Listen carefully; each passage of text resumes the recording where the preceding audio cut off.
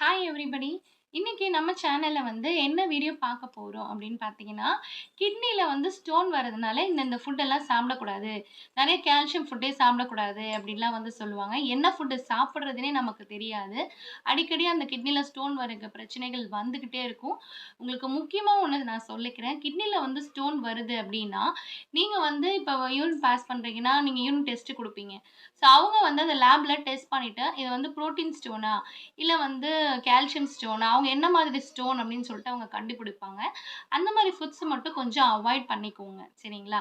இன்னொன்னு முடிஞ்ச அளவு தண்ணி நெறைய நீங்க குடிச்சீங்க அப்படின்னாலே, உங்களுக்கு பிளட் சர்க்குலேஷன் நல்லா இருக்கும். முடிஞ்ச அளவு கிட்னி ஸ்டோன் அதிகமா இருக்கிறவங்க, வலி ரொம்ப இருக்கிறவங்க, ஒரு நாளைக்கு குறைஞ்சது 4 லிட்டர்லேருந்து 5 லிட்டராவது தண்ணி குடிச்சே ஆகணும். பாட்டில்ல கண்டிப்பா நீங்க அளவெடுத்து தண்ணி குடிக்க ஆரம்பிங்க. அந்த மாரி செய்யும்போது உங்களுக்கு ஆட்டோமேட்டிக்கா இந்த கிட்னில இருக்க ஸ்டோன் குறையறத நீங்களே பார்ப்பீங்க. மைதா ஐட்டம் அதிகமா சாப்பிடாதீங்க. நெறைய ஃபைபர் ஃபுட்ஸ், காய்கறிகள் அண்ட் ஃப்ரூட்ஸ் இந்த மாரி நீங்க அதிகமா சாப்பிட்டுட்டு வாங்க. ஸோ இந்த மாரி இருக்கும்போது ஆட்டோமேட்டிக்கா உங்களுக்கே டிஃபரன்ஷியேட் தெரியும். ஒரு 3 மந்த் எதுவா இருந்தாலும் தொடர்ந்து ஃபாலோ பண்ணணும்.